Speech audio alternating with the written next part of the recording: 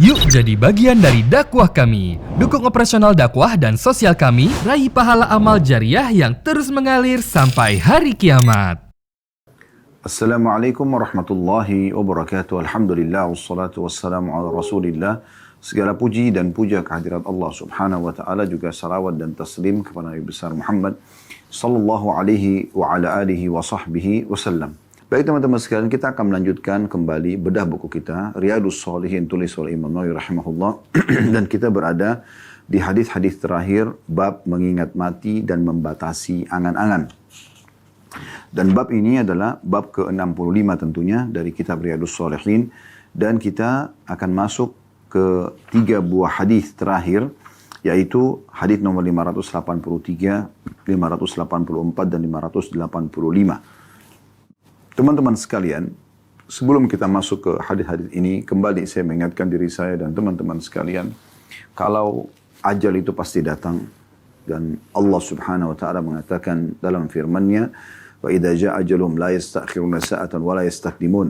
Kalau ajal mereka datang maka tidak akan pernah diterlambatkan sesaat, ya, tidak akan pernah diterlambatkan ataupun dimajukan. Artinya kalau kita akan meninggal sesuai dengan ajal yang Allah sudah tentukan, maka kita akan meninggal pada saat itu, dimanapun tempatnya. Dan Nabi SAW sudah mengatakan, bila Allah ingin merenggut nyawa seorang hamba, maka di satu tempat, maka Allah membuat dia punya hajat di tempat tersebut, kemudian Allah Subhanahu wa taala ya merenggut nyawanya di lokasi tersebut. Jadi jelas sekali itu bagaimana Allah Subhanahu wa taala akan mendatangkan ajal ini, dan pasti kita semua akan meninggal. Ingat teman-teman sekalian, kita bukan manusia pertama, tapi terlalu banyak manusia-manusia sebelum kita yang lebih tampan, lebih cantik, lebih pintar, lebih kaya, lebih semuanya. Dan Allah Subhanahu wa taala telah merenggut nyawa mereka. Bahkan para utusannya, yaitu para nabi-nabi dan rasul pun diwafatkan oleh Allah Subhanahu wa taala untuk kembali kepadanya, dan akhirnya semua akan dipertanggungjawabkan di hadapannya.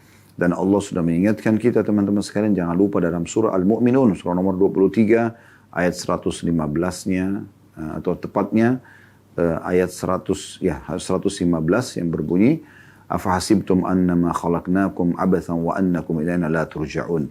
Apakah kalian mengira bahwasanya kami menciptakan kalian sia-sia, bermain-main saja, dan kalian tidak dikembalikan kepada kami? Artinya, pastikan kita akan kembali kepada Allah Subhanahu wa taala, dan yang kembali kepada Allah yang telah diberikan waktu umur di dunia, dan dia adalah pemenang sperma dari sekian juta atau miliaran sperma yang tadinya tertuang di rahim ibunya, sehingga akhirnya dia punya peluang besar untuk meraih rahmat Allah Subhanahu wa taala dan hidup sehingga menikmati hidup ini baik di dunia maupun di akhirat nanti.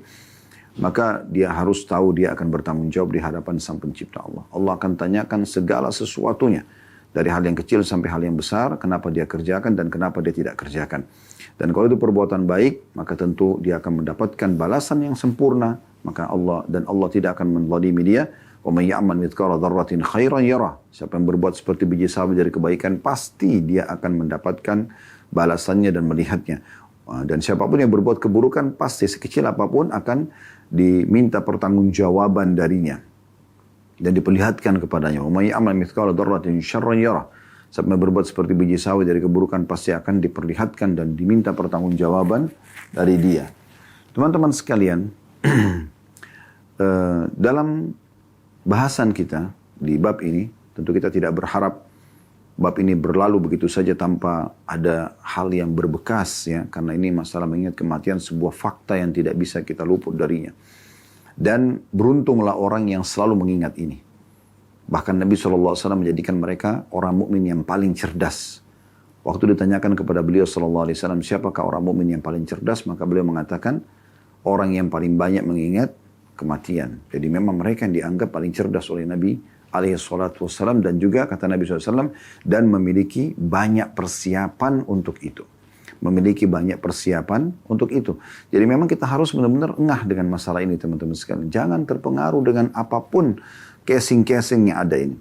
Ya. Paras wajah, warna kulit, rambut, pokoknya yang fisik kita lah. Jangan juga terpengaruh dengan urusan dunia yang semua nanti hanya ditinggal begitu saja. Seperti misalnya kendaraan, harta lah, rumah, ya, pakaian, dan segala macam yang banyak orang bersaing di situ, dan akhirnya membuat mereka lupa, lalai terhadap hari pulangnya kepada Sang Pencipta Allah. Dan ini membuat mereka menyesal nantinya. Ya, mereka sangat menyesal. Dan semoga Allah SWT menyelamatkan kita dari semua penyesalan itu. Dan juga disebutkan dalam sebuah riwayat yang sahih, Nabi SAW pernah melewati sebuah kuburan, kemudian beliau berkata kepada para sahabat, demi zat yang jiwaku dalam genggamannya, maksudnya demi Allah, sesungguhnya orang ini yang sedang dalam kuburan, ya, itu lebih mencintai 2 rakaat yang kalian kerjakan dibandingkan dunia dan seluruh isinya. Artinya kalau dikasih kesempatan untuk hidup, maka dia akan maksimalkan untuk beribadah kepada Allah Subhanahu wa Ta'ala. Bayangkan teman-teman sekalian kalau Allah mencabut nyawa kita, misalnya kita meninggal, ya, semoga Allah panjangkan umur kita di atas ketaatannya, Allahumma amin. Kalau kita meninggal dunia, kira-kira teman-teman, di saat Allah memberikan peluang kita untuk hidup lagi, Anda bayangkan sekarang semua ikut acara kita ini, Masya Allah, ratusan bahkan mungkin ribuan orang yang mengikutinya. Coba Anda bayangkan teman-teman sekalian, di saat ini Anda meninggal dunia, wafat gitu. Lalu Allah berikan Anda kesempatan kembali. Setelah Anda dimandikan, dikafani, dimasukkan ke dalam liang lahat. Ya, kemudian di saat itu Anda sudah lihat bagaimana alam barzah, Anda sudah lihat hakikat akhirat. Lalu Allah berikan kesempatan Anda untuk kembali setengah jam saja. Kira-kira apa yang akan Anda kerjakan di setengah jam itu? Coba gunakan akal sehat Anda dan hati nurani Anda. Kira-kira Anda akan lakukan apa? Apakah Anda akan meeting lagi untuk bisnis yang miliaran? Apakah Anda akan kembali ke makanan favorit? Biologis dengan pasangan halal, anggaplah misalnya sama pasangan halal, bukan berzinahan gitu kan. Atau Anda akan duduk bercengkrama dengan anak-anak, atau duduk jalan-jalan sama teman-teman. Semua itu Anda akan tepis pastinya. Berarti semua itu tidak Anda butuhkan sebenarnya. Cuma penyempurna saja, ya, pernak-perniknya kehidupan. Yang Anda butuhkan di saat Allah hidupkan lagi adalah Anda akan berusaha di setengah jam itu taubat nasuha agar betul-betul tidak ada lagi tersisa satupun dosa di timbangan atau di catatan buku dosa, ya, Anda. Dan Anda juga akan coba meminta maaf dan mengembalikan semua hak orang. Dan Anda akan sedekahkan seluruh harta Anda. Anda akan sholat dengan khusyuk. Anda akan coba baca berapapun ayat Al-Quran Anda mampu. Anda akan coba berzikir kepada Allah. Semua itu yang sebenarnya ini banyak dilalaikan oleh orang. Coba bayangkan ini teman-teman, renungi ini. Ini sebuah introspeksi diri yang kita butuhkan, terutama bagi saya. Semoga saya bukan cuma mengucapkan, tapi saya orang pertama melaksanakan, dan juga teman-teman sekalian. Jadi jangan terpengaruh dengan casing-casing dunia.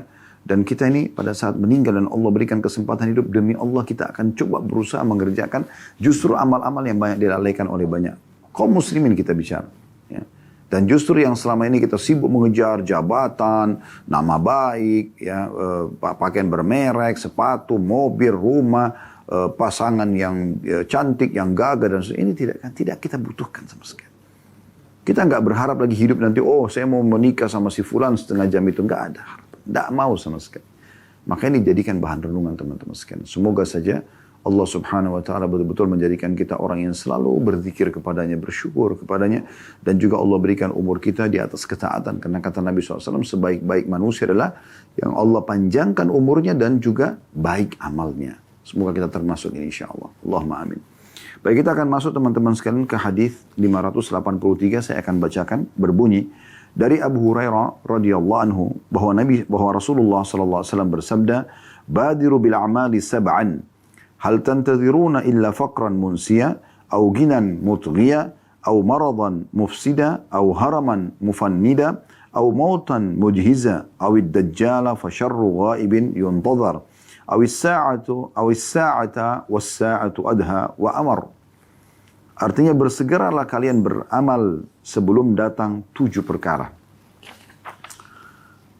Kalian tidaklah menunggu kecuali kemiskinan yang membuat lupa. Ini 1. Atau kekayaan yang membuat sombong. 2. Atau sakit yang merusak. 3. Atau tua yang melemahkan. Pikun. 4. Atau kematian yang cepat tiba-tiba. 5.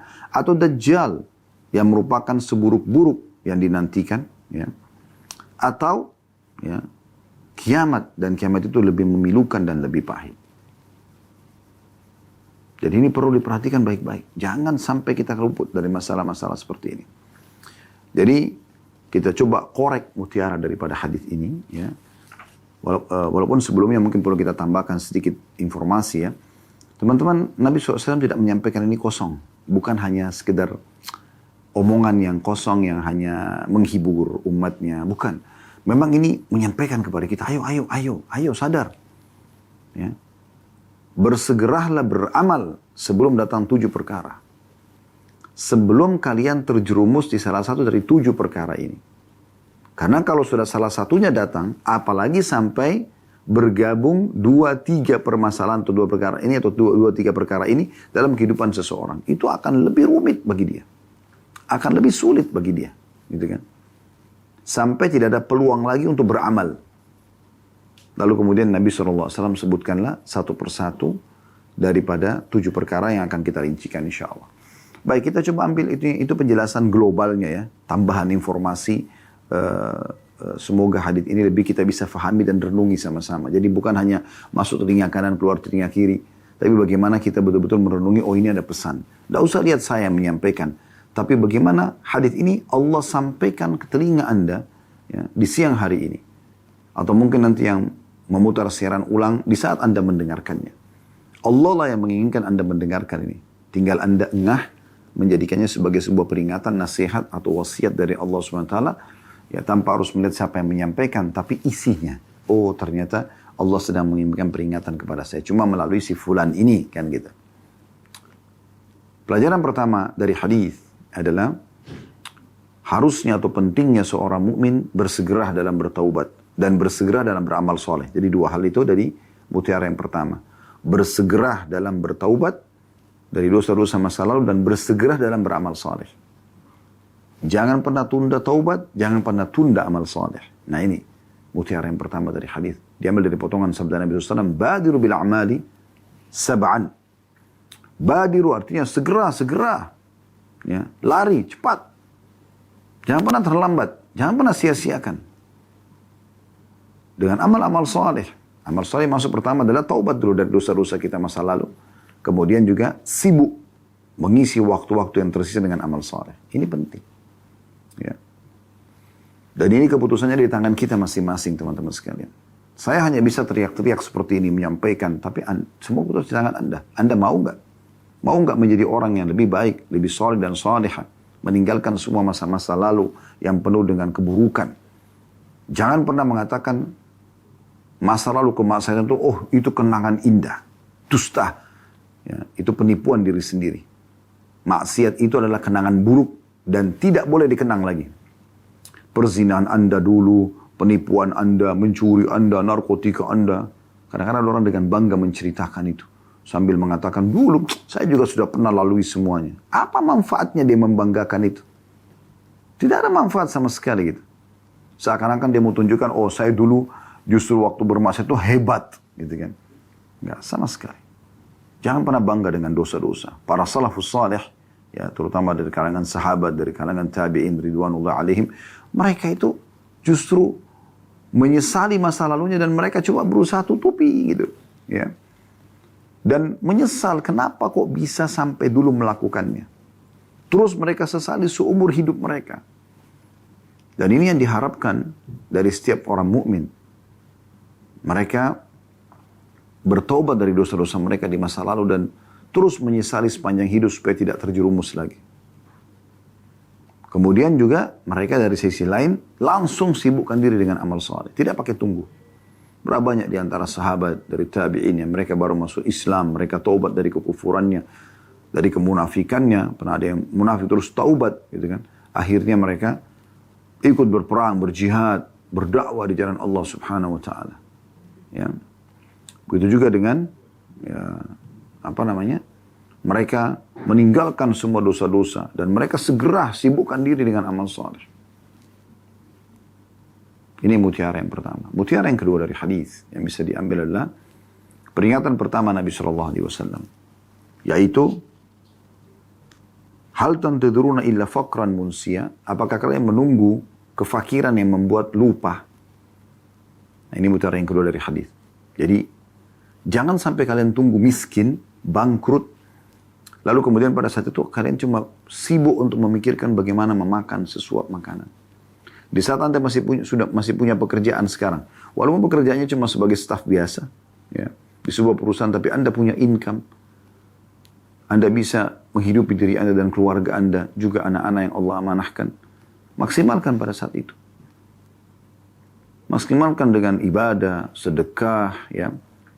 Maksimalkan dengan ibadah. Karena ini kalau sampai datang ke kemiskinan yang betul-betul membuat lupa karena sudah tidak bisa lagi berbuat apa-apa, harus mencari sesuap makan. Semoga Allah selamatkan kita dari sini. Maka di saat itu sudah sulit orang beribadah. Sulit orang beribadah. Mutiara yang ketiga adalah peringatan yang kedua dari Nabi SAW. Auginan mutghiyah, atau kalian menunggu nanti kaya yang membuat sombong. Ada orang pada saat miskin ibadah, tapi di saat dia kaya lupa kepada Allah SWT. Kisah yang masyhur dalam Al-Quran, kisah Qarun, yang kita biasa bilang di Indonesia harta karun ya. Itu kaumnya Nabi Musa. Waktu miskin taat beribadah, begitu dia kaya, Allah bukain pintu kekayaan, dia malah sombong, malah kufur, tidak mau membayar zakat, tidak mau patuh pada Nabi Musa dan syariat Allah Subhanahu wa taala. Dan justru dia ya, bersinergi dengan Firaun untuk mencelakakan Musa alaihissalam. Akhirnya Allah tenggelamkan dengan harta-hartanya semua. Kaya yang membuat lupa, gitu kan. Apakah ini yang ditunggu? Tunggu sampai kaya raya, akhirnya membuat lalai, ya. Masuklah dia ke alam-alam orang-orang kaya yang jauh dari agama. Misalnya dengan mabuk-mabukan, ya, dengan berzina, dengan judi, dan seterusnya.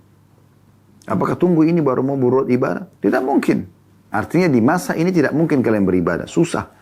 Kalau sampai harta itu sudah memunculkan kesombongan karena terlalu banyak dan melimpah. Mutiara yang keempat dari hadis ini, pesan ketiga dari Nabi SAW. Au maradan mufsida, atau penyakit yang merusak, stroke tiba-tiba. Ya. Tabrakan, pingsan, ya, atau geger otak, atau naudzubillah datangnya kanker, tumor, ya. Penyakit-penyakit yang tidak pernah orang sangka sebelumnya. Saya pernah lihat ada sebuah cuplikan dokumenter, saya tidak ingat namanya, pengusaha yang kaya raya, orang terkaya yang Jepang. Di hari sebelum dia stroke, itu dia masih meeting. Dan diakui otaknya sangat cerdas. Malam hari tiba-tiba dia merasa tidak enak di bagian kepalanya, tiba-tiba seluruh tubuhnya keesokan paginya stroke. Dan dia lupa semuanya. Semuanya dia lupa. Bahkan dia tidak ingat namanya sendiri. Seketika, apakah itu yang ditunggu? Yang sudah tidak memungkinkan lagi beribadah? Nah, ini hati-hati kata Nabi SAW. Jangan tunggu itu. Itu pesan Nabi yang ketiga. Atau sakit yang merusak. Ini mutiara yang keempat. Mutiara yang kelima. Ini pesan Nabi yang keempat. Au haraman mufannida. Atau masa tua yang membuat pikun. Lemah. Tunggu ini kah? Baru mau beribadah? Sudah nggak mungkin. Ada pernah orang tua, subhanallah, semoga Allah maafkan, saya dengar beritanya. Di saat umurnya sudah 60 tahun, baru dia katakan, saya ini sekarang mau baca tentang sejarah Khulafaur Rasyidin, sejarah tentang sahabat, sejarah tentang tabi'in, dan saya coba mau nulis. Bukan tidak bisa. Tapi mana dia dari umur 30 tahun, 20 tahun, 30 tahun, 40 tahun, 50 tahun. Di masa dia lagi seger-segernya. Kenapa pada saat sudah keriput, mata sudah mulai rabun, baru kemudian mau terjun ke situ? Di umur 60 tahun itu sudah masa penyempurnaan dari amal-amal. Ya. Apa yang sudah dia kerjakan sebelumnya. Apakah tunggu ini? Masa tua yang membuat pikun atau yang membuat lemah. Matanya sudah lemah, pendengarannya sudah lemah. Ya. Fisiknya sudah lemah. Kenapa enggak umroh dan haji di saat kuat? Kenapa di saat sudah lemah? Kenapa semua ini? Kenapa disia-siakan gitu? Kemudian mutiara yang keenam adalah peringatan yang kelima dari Nabi SAW. Au mautan mujhiza. Atau mati yang tiba-tiba datang. Anda kalau ketik di Google, di YouTube, mati tiba-tiba misalnya. Atau kematian tiba-tiba. Banyak cuplikannya itu. Orang lagi ngomong tiba-tiba jatuh. Ya.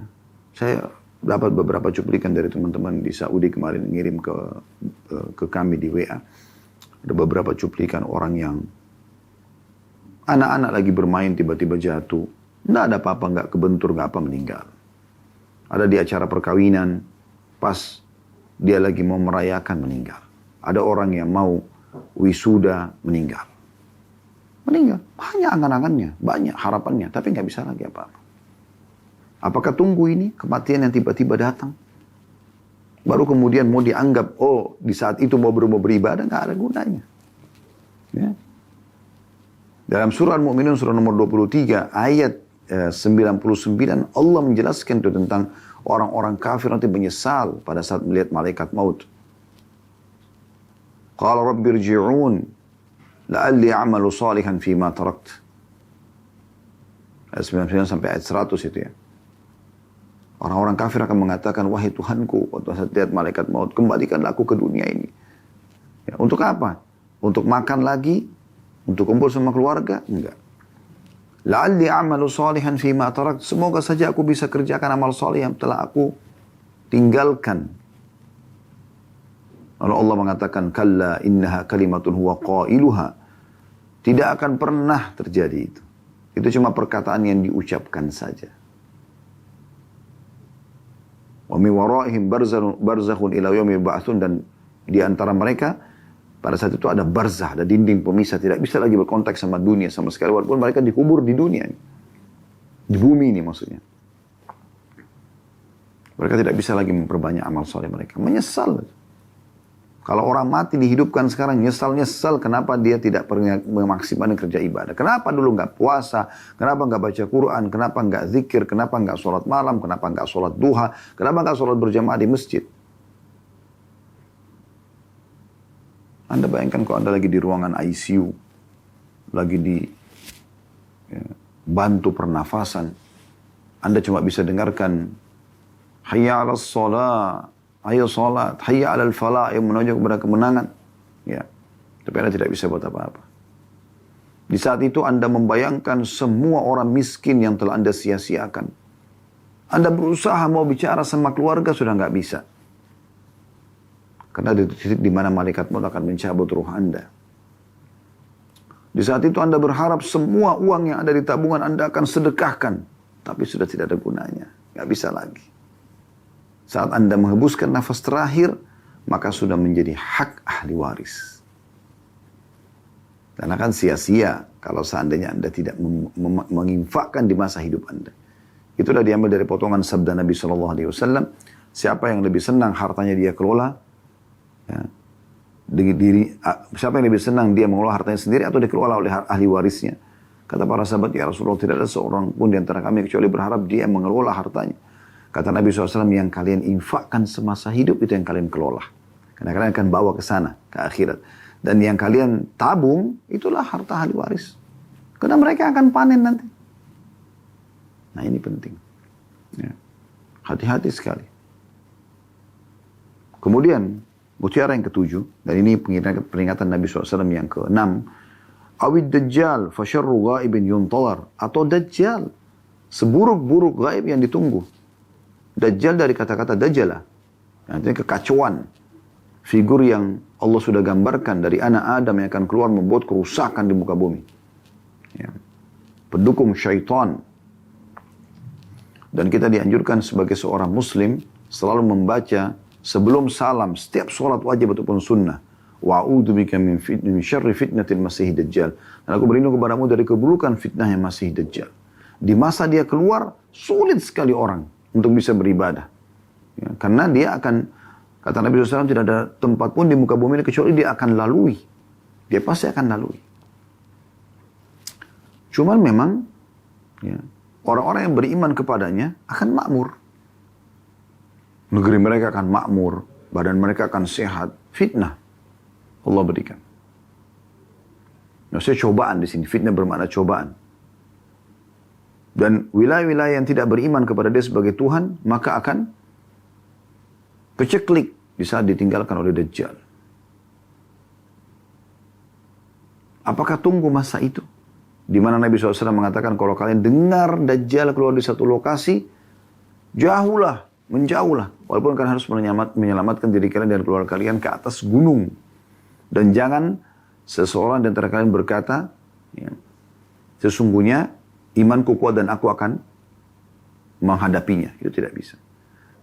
Tapi kalau kalian sedang bertemu dengan Dajjal, maka kokohkanlah telapak kaki kalian. Maksudnya, tetap dengan keimanan kalian. Mutiara yang ke-8, dan ini perkara yang ke-7 yang diingatkan oleh Nabi SAW, awis sa'ata was sa'atu adha wa amr. Atau kalian tunggu hari kiamat itu jauh lebih sulit dan jauh lebih pahit. Tunggu nanti kebangkitan hari kiamat baru mau nyesal-nyesal. Nggak bakal bisa kembali ke dunia ini. Tidak usah bicara teman-teman hari kiamat terlalu jauh, subhanallah. Beberapa detik yang lalu nih, misal contoh, sholat duhur tadi. Baru berapa waktu lalu kita kerjakan. Ya. Kalau ada orang yang belum sholat duhur, tadi di awal waktu, dan dia baru mau sholat sekarang, beda pahalanya dengan orang sholat di awal waktu, karena Nabi SAW amal yang paling Allah cintai di awal waktu. Kalau dia menyesal, setelah dia dengar ceramah ini, misalnya dia nyesal, harusnya saya tadi sholat awal waktu ya, nanti kalau enggak saya akan menyesal. Iya, memang Anda akan menyesal itu. Di hari kiamat nanti, Anda akan menemukan buku amal Anda, ya, tertulis sholat duhurnya telat 1 jam. Beda pahalanya dengan orang yang bersama dengan takbiratul ihram imam. Semoga Allah selalu memudahkan kita agar selalu memperindah ibadah kepada Allah SWT, baik itu tepat waktu, ya, tepat ya, kualitas dan kuantitasnya. Allahumma amin. Siapa yang Allah berikan taufik setiap azan tergerak hatinya untuk sholat, apalagi ke masjid bagi laki-laki. Setiap orang miskin selalu sedekah, setiap kali buka handphone ada kesempatan membaca Al-Quran, setiap kali ada waktu begini bisa mendengarkan ceramah, dengar ceramah. Itu loh, wallahi teman-teman sekalian adalah sebuah karunia dari Allah SWT untuk Anda. Bersyukur Anda bisa berzikir dan beribadah kepada Allah. Berapa banyak orang yang Allah tidak berikan kesempatan itu. Badannya sehat, hartanya banyak, tapi tidak bisa berbuat ibadah itu. Maka bersyukur kepada Allah SWT. Hari kiamat, hari yang berat. Hari berat. Kalau tadi sudah luput itu, Anda tidak bisa perbaiki. Kita tidak bisa mohon kepada Allah. Walaupun kita menangis-nangis, ya Allah tolonglah. Ya Allah tolonglah. Selamatkanlah. Gitu. Maksudnya, ya Allah tolonglah. Kembalikan ke jam 12 lewat 5 menit tadi. Saya mau sholat awal waktu. Anda nggak bisa. Sholat Anda duhur ini akan dicatat. Kalau Anda baru mau sholat sekarang. Pukul 13 lewat 30 menit. Begitu juga dengan seluruh amal soleh yang banyak disia-siakan. Maka hati-hati teman-teman sekalian. Teman-teman sekalian, kita akan melanjutkan 2 buah hadis yang tersisa dalam bab ini. Semoga Allah Subhanahu wa taala menjadikan ilmu yang bermanfaat dan juga dijadikan sebagai tambahan amal kita pada hari kiamat. Allahumma amin. Hadis 584, hadis yang sangat pendek namun memiliki kandungan makna yang sangat dalam. Dari Abu Hurairah radhiyallahu anhu, beliau berkata, Rasulullah sallallahu alaihi wasallam bersabda, "Aktsiru dzikra hadhimil ladzat, yakni al-maut." Terjemahannya, dari hadis sebelumnya, maaf saya belum sebutkan ya, hadis diriwayatkan Tirmidzi dan beliau mengatakan hadis hasan ya. Kalau hadis ini 584 diriwayatkan Tirmidzi dan juga beliau mengatakan hadisnya hasan. Peringatan Nabi SAW, perbanyaklah mengingat pemutus segala kelezatan, yakni kematian. Jadi ini hadis ini pendek namun padat sekali. Di sini Nabi SAW mengatakan akthiru, perbanyak, seringkan, sesering mungkin. Ya. Kalau perlu selalu. Mengingat semua pemutus kelezatan, maksudnya kelezatan dunia. Ya. Yaitu kematian. Dan pada hadis, 2 buah hadis sebelum ini, di hadis 582, bagaimana digambarkan Nabi SAW pernah membuat kotak, yang membuat garis, yang menggambarkan dia adalah ajal yang bisa meliputi kehidupan manusia setiap saat. Dan ini garis yang keluar dari kotak itu adalah angan-angan manusia, gitu kan. Ini angan-angan manusia kadang-kadang melampaui ya, batas ajal dia. Sehingga akhirnya dia lupa gitu. Beruntunglah orang-orang teman-teman sekalian yang selalu aja sibuk dengan amal soleh. Subhanallah, saya terharu dengan beberapa orang. Mungkin kehidupannya miskin. Salah satunya adalah ada satu orang yang menjaga musola di sebelah kantor kami. saya pribadi gitu melihat ya, ini kacamata saya pribadi. Orang ini saya tanya, Bapak ada kerjaan lain selama ini? Tidak. Saya memang dari masjid ke masjid atau ke musola gitu. Jaga itu. Dan dia hidup di situ. Dikasih gaji dia terima, nggak dikasih gaji juga dia tidak tuntut itu. Walaupun alhamdulillah kami sudah tentukan masalah gaji. Tapi saya lihat orang ini, subuh saya datang ke musola itu, ada beliau. Duhur, ada. Asar, maghrib, isya. 5 waktu sholat. Dia yang paparkan sejadah buat jemaah. Dia yang nyalakan mikrofonnya. Dia yang nyalakan AC-nya. Dia yang azan. Dia yang iqamah. Dan kalau habis sholat subuh itu dia berzikir. Dia baca Al-Quran. Atau di antara azan dan iqamah dia berdoa. Masya Allah, saya melihat dengan kacamata saya. Bahagia benar orang ini sebenarnya gitu. Jadi dia sadar atau tidak sadar. Dia sedang berada di satu gerbong kereta yang kalau dia meninggal, dia sudah aman nih. Karena sholat 5 waktu terjaga, dia yang memanggil orang untuk sholat, dia baca Quran, dia zikir. Dari satu sisi juga gajinya sudah ada untuk dia bisa ya hidup dari situ. Tentu saya bukan mengatakan ayo kita rame-rame menjadi marbot masjid, tidak. Tapi saya melihat orang ini mau menyelamatkan dirinya. Gitu. Mau menyelamatkan dirinya. Sehingga hal yang positif ya, yang dia dapatkan. Kebahagiaan dunia, kebahagiaan akhirat. Tidak terlalu sibuk dengan hiruk-pikuknya dunia ini. Dia terlalu banyak permasalahan-permasalahan di luar sana. Dia lepas daripada itu. Saya bahkan tanya, Bapak tidur di mana? Tidur di musola ini. Tidak ada kamar khusus karena memang kecil tempatnya. Tidur di situ. Dia bulan terima gaji, dia kirimkan kepada keluarganya. Udah. Dan subhanallah setiap kali saya tanya, bagaimana Pak? Cukup nggak? Alhamdulillah. Selalu alhamdulillah. Masya Allah, saya seperti Allah perlihatkan ahli surga depan mata saya gitu. Karena depan mata jelas, ya. Orang kalau beriman dan beramal soleh akan selamat. Walaupun secara dunia mungkin tidak dikenal oleh orang-orang. Berapa banyak orang yang dikenal di dunia, masyhur, tapi tidak ada manfaat buat dia di akhirat. Wa na'udzubillah. Kalau ada orang yang Allah berikan dia di dunia, dia bisa meninggikan martabatnya, namun di akhirat juga dia selalu saja tinggi kedudukannya, alhamdulillah. Itu satu karunia yang luar biasa gitu. Teman-teman sekalian, dari hadis ini kita ambil pelajaran bagaimana Nabi SAW mengingatkan umatnya agar selalu mengingat pemutus semua kelezatan, yaitu kematian, atau mengingat kematian lah tepatnya.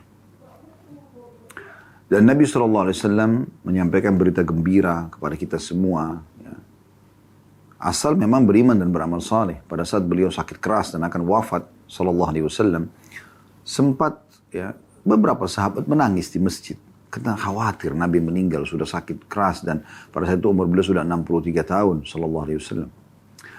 Maka beliau pun keluar, kemudian berusaha semampu mungkin beliau naik di mimbar lalu bersabda kepada para sahabat. Di antara wasiat beliau mengatakan, wahai sekalian manusia, jangan kalian bersedih karena pertemuan kita yang sebenarnya adalah nanti di haudku, di telagaku. Tapi bagaimana caranya kita bisa ya minum dari haud Nabi alaihi salatu wassalam kalau kita sendiri tidak pernah mengikuti ajaran beliau, tidak pernah memurnikan ajaran beliau, tidak pernah memperjuangkan dan mendakwakan ajaran beliau sallallahu alaihi wasallam. Menjadi orang saleh dan saleh itu indah, teman-teman sekalian. Indah sekali. Tutup aurat, makan yang halal, azan, sholat, kesempatan puasa, luangkan waktu baca Quran, dengarkan ilmu. Indah itu. Kenapa Anda tidak mau? Kenapa malah sebaliknya gitu? Sibuk dengan hal-hal yang tidak ada manfaatnya. Apalagi berbau dosa kepada Allah subhanahu wa ta'ala. Semoga Allah maafkan masa lalu. Sekali lagi sering kami sampaikan, di setiap kali kajian seperti ini, kalau ada sesuatu yang Anda rasa tersentuh secara keimanan di dalam hati Anda, maka ini saatnya Anda meninggalkan hal-hal yang buruk masa lalu dan mulai dengan roda baru ya ke depannya. Memutar roda kehidupan kita ini ke depannya dengan hal-hal yang baru. Ya, yaitu memperbanyak amal saleh, lebih bagus secara kualitas dan juga yang bisa ditingkatkan kuantitasnya, Anda tingkatkan kuantitasnya, dan Anda bertaubat dari dosa-dosa dan tutup semua pintu-pintunya. Semua manusia pasti berbuat salah. Saya pun punya banyak salah, teman-teman sekalian. Mungkin bahkan dosa saya lebih baik daripada Anda. Allahu a'lam, kita tidak tahu. Tapi orang mukmin menyadari tentang kesalahan dia, kemudian dia perbaikin. Kan begitu. Bagaimana Nabi SAW mengatakan semua anak Adam berbuat dosa. Dan sebaik-baik mereka adalah yang bertaubat kepada Allah. Mungkin orang punya dosa-dosa masa lalu. Tidak luput dari dosa. Tapi Allah itu maha mendengar, maha mengetahui dan suka dengan hambanya yang bertaubat. Kembali ke jalan Allah subhanahu wa ta'ala. Kalau orang itu masa lalunya ada buruk, kemudian dia bertobat, lalu kemudian dia sibuk dengan amal saleh dan akhirnya sisa umurnya terisi, itu tuh sebuah karunia yang luar biasa itu. Harus kita syukuri teman-teman sekalian. Jadi ibadah itu punya kenikmatan. Enak sekali jadi orang soleh dan soleha. Saya sarankan teman-teman kembali kepada ceramah kami juga di playlist YouTube itu ada judulnya Indahnya Menjadi Orang Soleh. Baik, ini pelajaran pertama dari hadits ada anjuran Nabi SAW untuk mengingat kematian. Kemudian pelajaran yang kedua adalah kematian dipastikan dalam hadits ini pemutus semua kelezatan dunia. Sudah kami kasihkan gambaran tadi ya. Orang itu kalau sudah mau mati, teman-teman sekalian, lihat malaikat maut, lalu diberikan kesempatan untuk hidup lagi beberapa menit saja ke depan, dia tidak akan pernah mau berpikir urusan dunia lagi. Habisin waktu jalan ke mall kah, ke restoran kah, duduk sama teman-teman, apalah, cengkrama sama pasangan, sama anak-anak, tidak mau lagi udah dia. Dia berusaha detik-detik bagaimana dia maksimalkan taubat nasuha kepada Allah sehingga semua dosanya dimaafkan dan dia selamat masuk ke dalam surga. Ini pemutus semua kenikmatan dunia. Bukan berarti dunia tidak bisa kita nikmatin, tapi jangan sampai membuat kita lalai. Hadis yang terakhir teman-teman sekalian, hadis 585 dalam bab ini, dari Ubay bin Ka'ab radhiyallahu anhum, karena Rasulullah sallallahu alaihi wasallam idza dhahaba thuluthul laili qam, faqala ya ayuhan nas udhkurullah, ja'atir rajifah, tatba'uha ar-radifah, ja'al mautu bima fihi, ja'al mautu bima fihi. Qultu ya Rasulullah, inni ukthiru as-salata 'alaik, fakam aj'alu laka min salati? Faqala ma syi'ta. Qultu ar-rub'u. Qala ma syi'ta. فإن زدت فهو خير لك. قلت فالنصف. قال ما شئت. فإن زدت فهو خير لك. قلت فالثلثين. قال ما شئت. فإن زدت فهو خير لك. قلت أجعل لك صلاتي كلها. قال إذا تكفى همك ويكفر لك ذنبك. Hadis ini hadis yang hasan diriwayatkan oleh Tirmidzi. Terjemahannya, kata Ubay bin Ka'ab radhiyallahu anhu, bahwa apabila sepertiga malam telah berlalu, atau tersisa sepertiga malam, Rasulullah SAW bangun dari tidurnya. Lalu beliau bersabda, wahai manusia, berzikirlah kepada Allah. Telah datang rajifah atau tiupan sangkakala pertama. Yang diikuti oleh radifah, tiupan sangkakala. Radifah, ya, tiupan sangkakala yang kedua.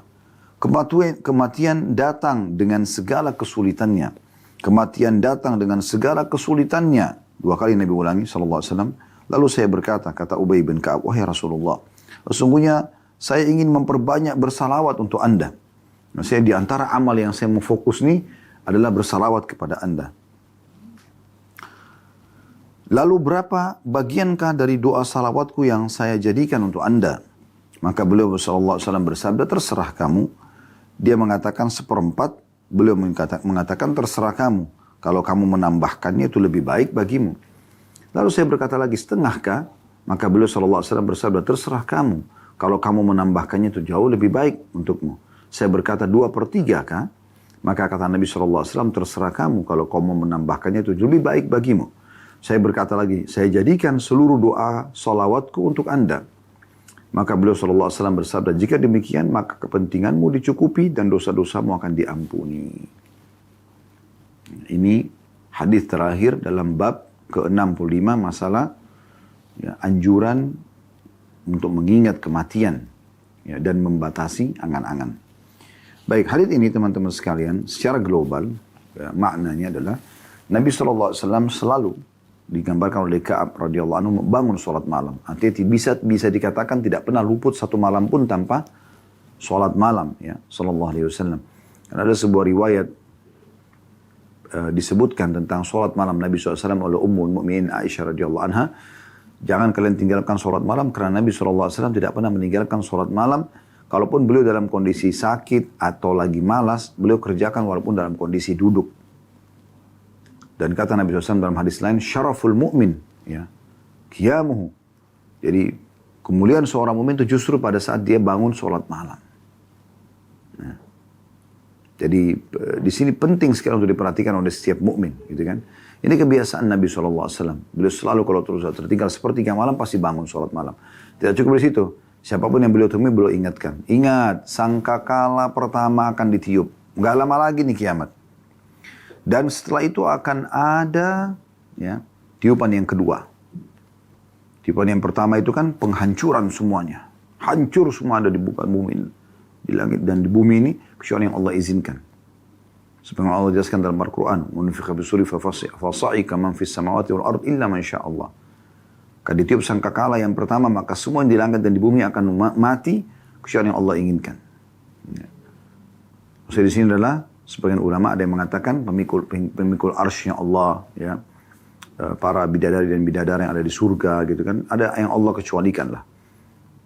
Kemudian setelah itu kata Nabi SAW tertiup lagi tiupan yang kedua. Setelah rajifah datang radifah. Ya. Tiupan yang kedua ini adalah untuk membangkitkan dan diminta pertanggungjawaban.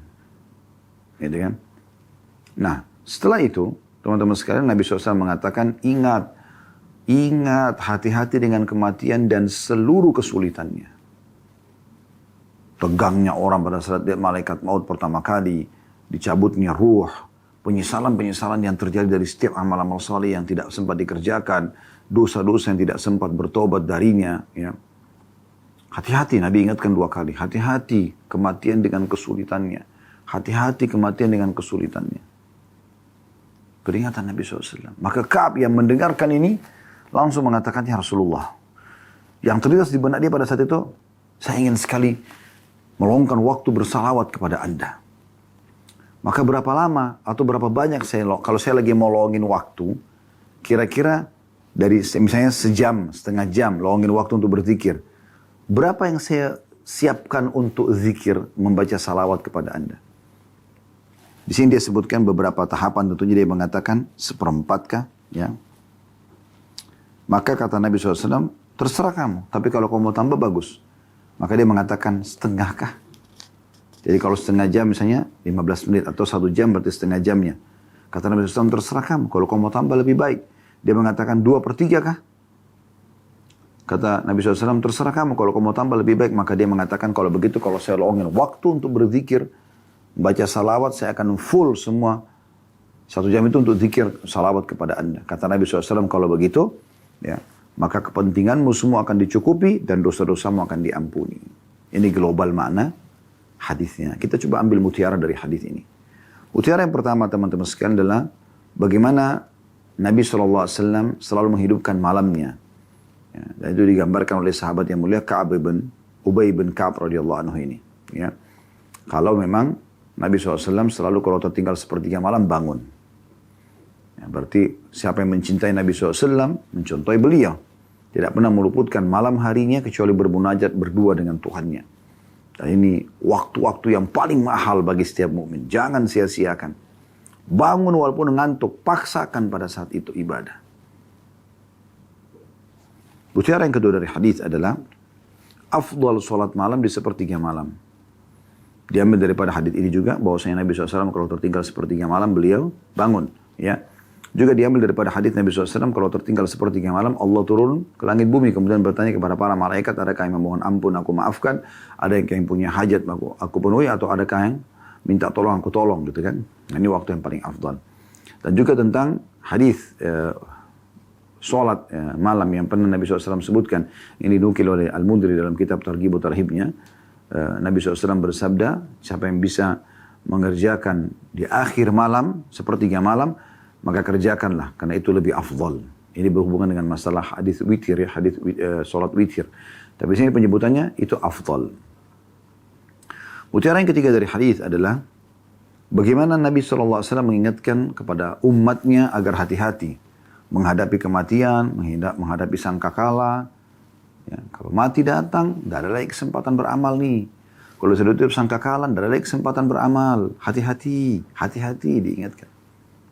Hati-hati, Nabi ingatkan. Kalau gambaran dari hadis Ubay bin Ka'ab ini, hampir setiap malam Nabi SAW kalau bangun, ya, karena kan tadi dijelaskan tiap malam Nabi SAW bangun ini ya, Dan berarti setiap malam juga itu beliau ingatkan ini. Hati-hati tiupan sangkakala yang pertama. Dimusnahkan semua. Sangkakala kedua bebangkitan. Hati-hati dengan kematian dan kesulitannya. Artinya, kalau mau selamat dari sekarang nih, mumpung kamu hidup. Berdoa kepada Allah. Beramal saleh, bertobat dari dosa-dosa. Lakukan ini segera. Segera, jangan ditunda. Detik ini taubat dari semua dosa Anda. Berubah menjadi orang yang baik, orang yang soleh dan soleh. Tidak usah peduli dengan perkataan orang. Ya. Segera taubat dari kesalahan-kesalahan kita. Segera sibukkan diri dengan amal-amal soleh ke depan. Kalau sudah sibuk dengan amal soleh, tingkatkan kualitasnya. Dan tingkatkan kuantitas kalau yang boleh ditambah kuantitasnya. Seperti misalnya sholat malam. Biasanya Anda cuma baca sholat 2 rakaat. Anda sekarang sholat jadi 4 rakaat. Kalau biasanya 4 rakaat Anda jadikan 8 rakaat misalnya. Sampai hanya sempurna 11 rakaat dengan witirnya misalnya. Kalau Anda biasa sholat cuma baca 2-3 ayat 1 rakaat. Sekarang Anda bisa baca 5-6 ayat, 10 ayat, 100 ayat. Nah ini kan ditingkatkan. Begitu juga dengan ibadah-ibadah sunnah yang lain yang bisa ditingkatkan secara syar'i kuantitasnya. Ya. Maka ini penting untuk dilakukan. Dan selamatkan dirimu hai muslim. Selamatkan dirimu hai muslimah. Keputusan di tanganmu sendiri. Allah berfirman, Inna Allah la yughayyiru ma biqaumin hatta yughayyiru ma bi anfusihim. Allah tidak akan mengubah nasib satu kaum sampai mereka mengubah nasib mereka sendiri. Mutiara yang keempat adalah adanya anjuran untuk memperbanyak salawat kepada Nabi SAW. Luangkan waktu teman-teman untuk baca salawat kepada Nabi SAW. Jadikan ini sebagai zikir rutin. Minimal sekali 10 kali pagi dan 10 kali sore. Yang biasa dimasukkan dalam zikir pagi petang. Ya. Dan Nabi SAW mengatakan siapa membaca salawat kepadaku 10 kali pagi dan 10 kali sore, maka dia akan mendapatkan syafaat kepada hari kiamat. Ini minimal. Kalau Anda bisa baca lebih daripada itu silahkan. Anda baca memperbanyak salawat kepada Nabi SAW. Ini penting. Ya. Karena memang keutamanya luar biasa. Sampai waktu Ubay bin Ka'ab mengatakan, ya Rasulullah, pada saat beliau minta saran Nabi, kira-kira berapa banyak waktu saya luangkan untuk berzikir bersalawat kepada Anda di saat saya mau luangkan waktu berzikir. Beliau sebutkan kan, 1/4 kah? Nabi SAW mengatakan, boleh, tapi kalau kau tambah lebih bagus. 1/2 kah? Boleh, tapi lebih bagus kalau kau tambah. 3/4 kah? Boleh, tapi lebih bagus kalau kau tambah. Kalau gitu ya Rasulullah, di saat saya luangkan waktu, saya langsung salawat kepada Anda selalu. Kata Nabi SAW, kalau begitu, dipenuhi semua kebutuhanmu, dan diampuni dosamu. Ini keutamaan salawat yang luar biasa. Dari sekian banyak keutamaan salawat kepada Nabi SAW. Ya. Begitu juga dengan hadis Nabi SAW bagi orang yang masih malas membaca salawat kepada beliau SAW. Beliau mengatakan, ragama anfumri'in. Sungguh terhina seseorang itu. Sebenarnya kalau letter-letternya ini, hidungnya seseorang itu tertempelkan ke tanah. Ya, sehingga dianggap dia terhina. Man idza dzukirtu inda wa lam yusalli alayya. Siapa yang disebutkan namaku di sisinya lalu dia tidak membacakan salawat kepadaku sallallahu alaihi wa alihi wa sahbihi wasallam. Maka kita termasuk orang yang selalu membaca salawat kepada beliau sallallahu alaihi wasallam sesuai dengan tuntunan beliau sallallahu alaihi wa alihi wa sahbihi wasallam. Subhanakallahumma bihamdika asyhadu an la ilaha illa anta astaghfiruka wa atubu ilaik. Assalamualaikum warahmatullahi wabarakatuh.